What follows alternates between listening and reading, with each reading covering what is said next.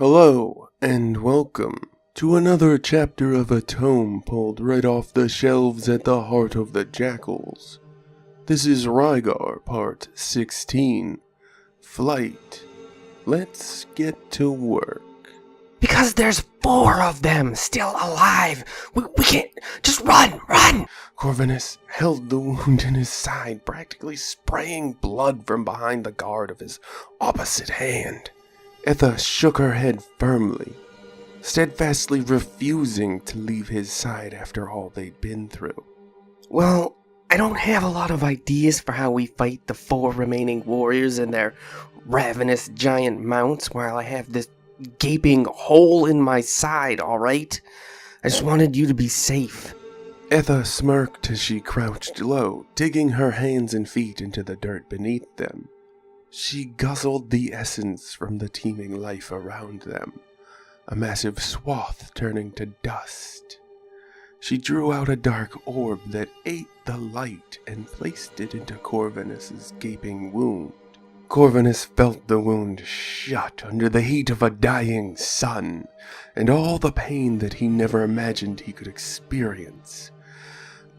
Better! He managed in a sarcastic manner, gazing around, stuck in the middle of nowhere, 4 practitioners of ritual slaughter quickly approaching. I might have a plan, but you're not going to like it. In her only response, Etha shook her head, and then yanked Korvinus down to smash her lips against his, lest she lose the chance to perform such an act in the next few moments. It took Korvinus by complete surprise, stirring the light and flame of Jaguru within his gut. Reach as deep as you can. The prairie is a massive living beast, the body and skin of the dancer. Pour the endless rivers of light and dark into me. Hopefully I'll live to take care of the rest.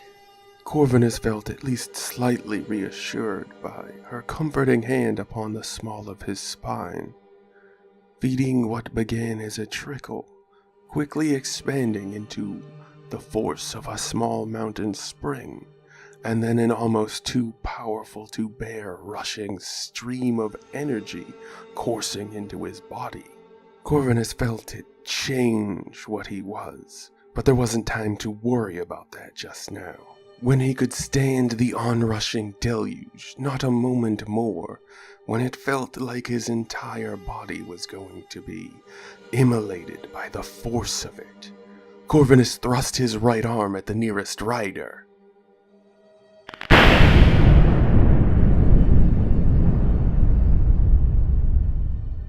Korvinus felt Etha's hands pulling him back to his feet as he watched the stain upon the land smoldering and smoking.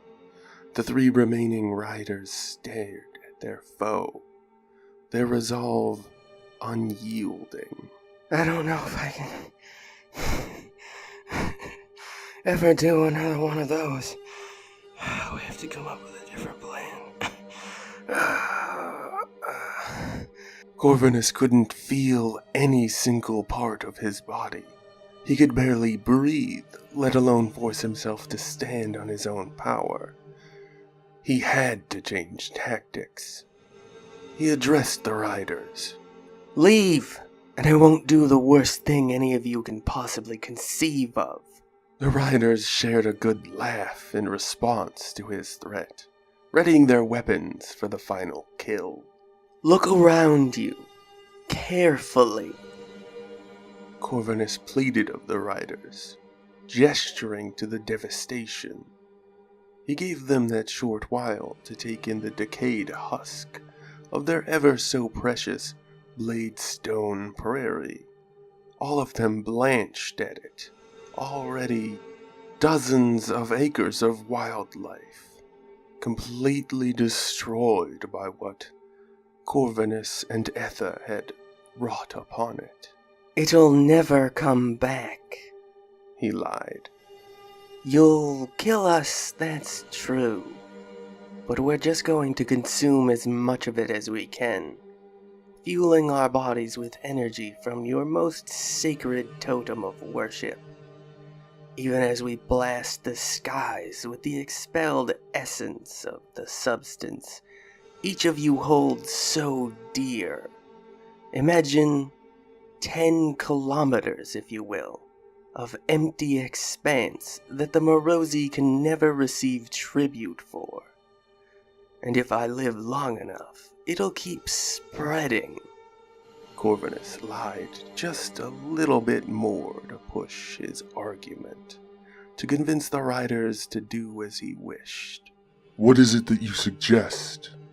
One of the riders asked while visibly trembling. I don't have to kill the body and skin of the dancer. That's not my mission from Chiguru. We go our separate ways. You back to your warring, and we go about our business. You leave first. A new pact between servants of their deities. The rider asked, sounding a little eager. Perhaps he might gain favor or some such by being the one to complete this deal. Who really cared, Korvinus thought to himself. Life is for the living. A new pact. Korvinus bowed his head in acquiescence to the rider's request. The riders left without another word. It was almost too much to fathom. Fortunately, Korvinus was being held in place, so that he remained standing as the Morosi rode off, in case they looked back to his now unconscious and defenseless form.